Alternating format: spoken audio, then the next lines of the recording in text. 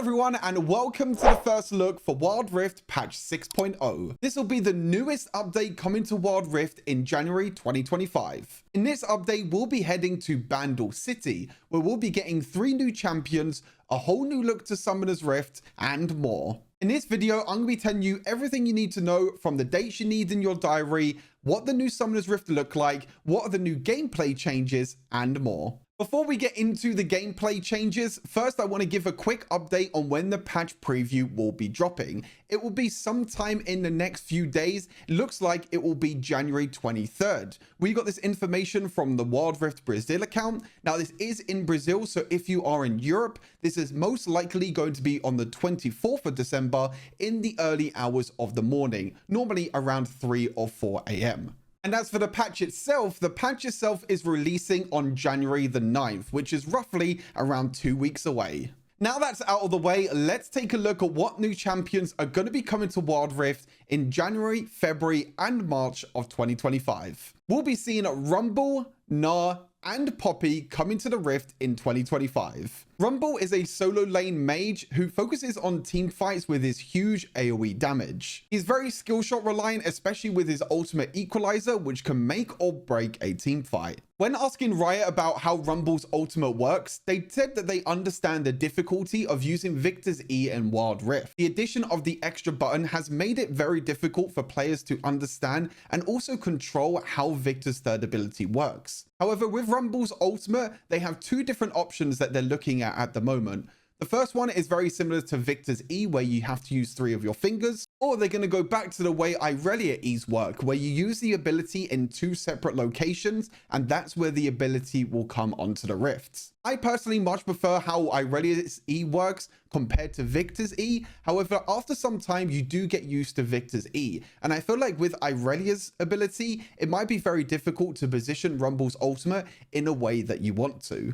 But let me know down below which one you would prefer. Would you prefer Rumble's ultimate like Victor's E or Irelia's E? And on the same topic of Rumble, they actually spoke a little bit about Rumble in the jungle. Since most of the champions in this patch are going to be in the barrel lane, we might actually be getting a little bit of a buff and a little bit of a viability for Rumble in the jungle. Moving on to Gnar. Gnar is also a solo lane fighter who can also play as a tank. It's a very versatile champion that has poke, sustain, mobility, and tons of crowd control. The great thing about Gnar is that he doesn't have a mana bar. Instead, he builds up rage. When he gets to maximum range, he turns from mini Gnar into mega Gnar. This is where you can use your ultimate and you impact team fights with his huge amount of crowd control. In the preview event, someone asked how Gnar is going to work in Wild Rift. Are there any differences to PC League of Legends? And Riot's simple answer was no. They said that for all 3 of these new champions, they want to try and make it as close to the PC representative as possible. And on to the last champion, Poppy. Poppy is a very versatile champion who could play in the solo lane, the jungle, or even as a support. Players have been asking for Poppy for quite some time, and the big reason being is that in Wild Rift, there are so many champions that have dashes, and with Poppy's second ability, you're able to cancel any of the enemy's dashes and stun them in their path. This is going to offer so much potential in the game and so much playmaker potential, especially as a support. You can use this to engage or disengage with Poppy and use it to help win team fights. Now, the same thing with Poppy jungle. They actually said that they're going to see how Rumble performs first in the jungle, and if Rumble becomes more of a jungle main than a solo lane main, then actually they're going to try and force Poppy to be more of a support or a solo lane champion. This is because they don't really want to add 3 solo lane champions to the Rift in the same patch. They want to try and add different champions to different roles. So the stats and how it works in the jungle will completely depend on how the champion releases work throughout patch 6.0. The one champion rework that they mentioned for patch 6.0 is going to be happening to Corki. Now, they didn't reveal much information about what they're changing about Corki. The big change coming is going to be to his passive. Instead of going back to base to try and get the package is now going to spawn nearby to Corki. This is going to be a huge buff to Corki and allow him to join fights with his package much quicker. It means you don't have to go back to base and waste a good 30 seconds going from base back into a team fight. So it's going to be very interesting to see how this is going to impact Corki and where he's going to fit once his update comes to Wild Rift. Next is going to be a pretty big update that a lot of players have been asking for quite some time. A while ago in League of Legends, we got introduced to a durability update, which basically updated all the maximum HP and all the defenses of every single champion. We are now getting the durability update from PC League of Legends over to Wild Rift. The reason behind this that Riot was saying is that they understand that players are basically getting one shot way too often, and that laning phase, if you make one silly mistake or one very small mistake, you get punished very easily. So to counter this, they're going to be increasing the maximum HP of most champions and increasing the armor and mag resist. For them, this is going to make it more balanced, more healthier, and more rewarding for players. This will hopefully help marksmen and mages as they scale into the late game, because at the moment they're getting one shot by tanks and by assassins, but hopefully with this durability update, that will not happen as much anymore. And with burst champions such as Akali, they'll now need much more resources in their kit to be able to one-shot enemy champions.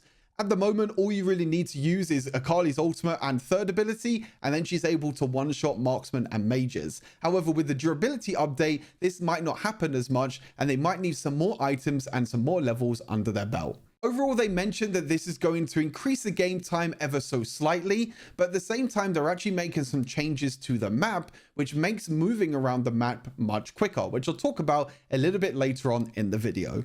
In terms of items, there are over 10 item changes coming in patch 6.0. We didn't get any specifics on what items are changing, but as a general overview, they mentioned that they are going to be decreasing shield gaining and also decreasing health stealing and healing overall. So this could include items such as Sterok's Gauge, Shield Bow, Winter's Approach, Blades of Ruin King, Redemption, Warmogs, and Bloodthirster.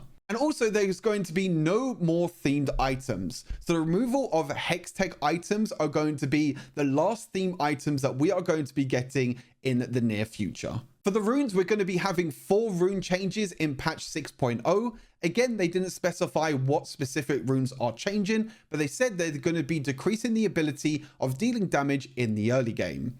So this could include runes such as Brutal, Scorch, and Sudden Impact. For the summoner spells, they're going to be buffing both heal and barrier with new durability updates. They're going to be nerfing exhaust slowdown effect, but buffing the cast range. And also they gave us a little teaser that cleanse could be coming to Wild Rift in the near future.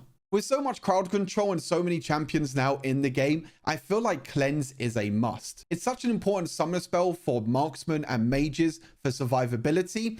However, it does kind of work the same as a QSS boots and charm. When asking about whether cleanse will affect whether the QSS is going to be in the game or not, they mentioned that they're not really too sure. It's still in quite early development, so we'll have to wait and see until the patch updates. Now we move on to the new Summoner's Rift. Welcome to Bandle City. The whole map is going to be themed around Bandle City, including the jungle camps, the lanes, the towers, the Rift Herald, and yes, that's a violin on the Baron Nashor. With Summoner's Rift updating to Bandle City, we'll see the removal of some of the updates that came through with Hex Rift, including the removal of T-Hex, Hextech loot kits, Hextech mimics, and also the Hextech gorilla turrets. However, we'll be seeing a new Baron Nashor and a new Rift Herald coming in patch 6.0. First, let's talk about the Rift Herald. With the Rift Herald, we're going back to how the Rift Herald used to work before. We only have one Rift Herald that will have a very similar charge effect to the purple beast that we're used to. With the new Rift Herald, it's going to give more opportunities for the defending team to try and defend their towers. When the Herald is taken, you can still summon this in a lane and the Herald will charge towards the closest tower. When the Herald charges and explodes towards the closest tower, it will split into 3 separate enemies. Each of these 3 separate minions will have new attacks and new abilities, allowing the defending team to focus on which one is stronger and focusing that one down to make sure they can try and defend the tower a lot easier. For the Baron Nashor, as I mentioned, we'll no longer be getting a T-Hex or something equivalent when we take Baron Nashor. Instead, we will be going back to the old Baron Nashor buff, where each one of the lanes will be buffed with empowered minions. And we'll also be getting a new minion coming to the Rift when you take Baron Nashor. This new minion is now going to heal nearby minions every few seconds. This is going to make pushing multiple waves at once much easier and allow for split pushing to come back into the game. Overall, when talking about the T-Hex, Riot overall were very happy with the way T-Hex came onto Summoner's Rift. However, they mentioned that the communication was the biggest issue, trying to figure out what champion was the best to work with T-Hex in something like solo queue and what lane was best to push down.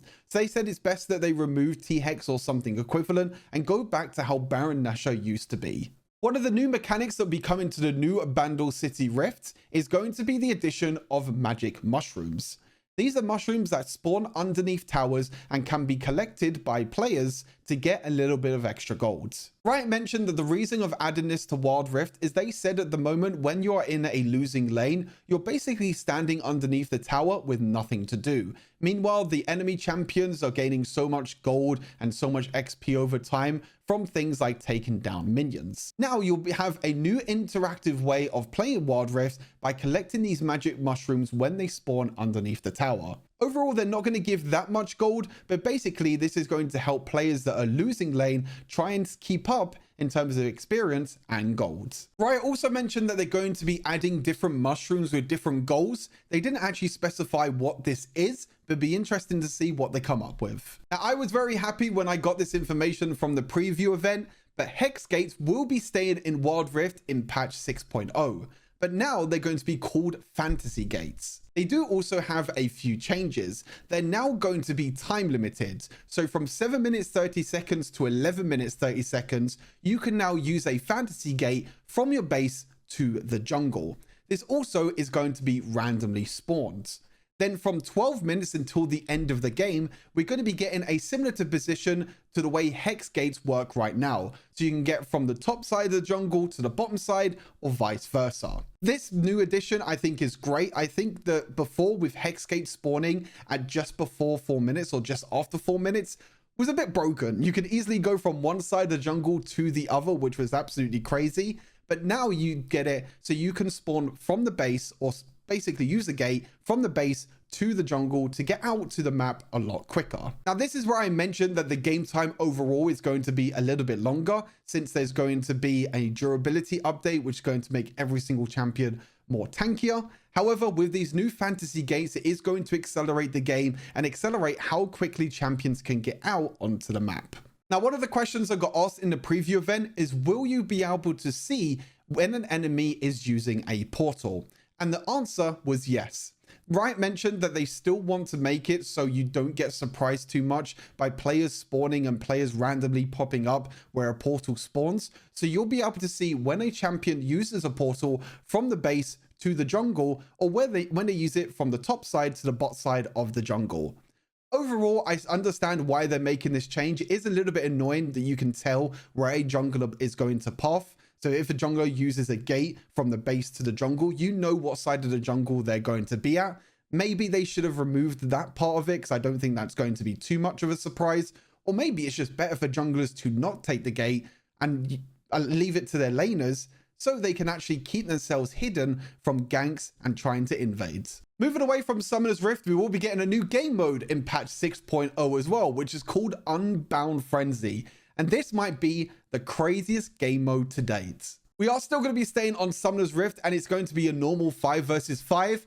However, now champions' abilities become overpowered and crazy. You're randomly assigned champions very similar to ARAM, and when you're randomly assigned a champion, you get a pop-up which tells you which ability is overpowered and what benefits you get from them. A few examples that you'll be able to see is Annie being able to spawn and really big daddy tibbers, Fizz now being able to spawn multiple fishes with his ultimate, and Lucian's culling now shooting up to 3 different times. Unbound Frenzy is also going to have its own progression system and rewards, very similar to how ARAM and Arena works. Now onto the reward system. Riot mentioned that Poro coins and Poro energy in general are very difficult for newer players and players in general to understand, and how we actually earn things such as Poro coins and Poro energy can be quite difficult. But they're doing a whole new revamp to the reward system and daily missions in Wild Rifts. They're simplifying the daily reward system and removing the old one, making it easier to stack up rewards over time.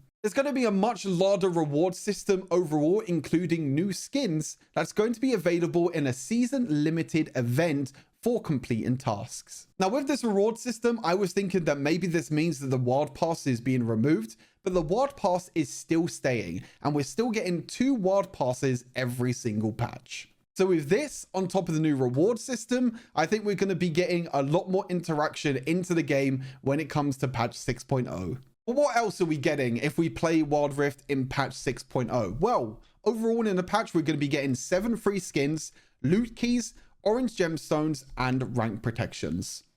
I think since the last update, Riot have definitely been a lot more generous in giving free skins, especially with how the overall theme collection works. You can collect at the moment these corks, and when you collect enough of them, you can get a free skin. They're going to be keeping the same style when it comes to Wild Rift in 2025. We're also going to be getting a Bandle City Adventure patch event, which will explain all the updates and all the reworks that's going to be happening to the Rift, which is great for new and returning players. This is also going to be explaining the new champions, give you tips and tricks, and also tell you about the updates that happen to items and runes. And lastly, let's talk about skins. Overall, they didn't actually release anything at all about what new skins are going to be coming to Wild Rift. They mentioned about 2 events, Lunar New Year and Valentine's Day.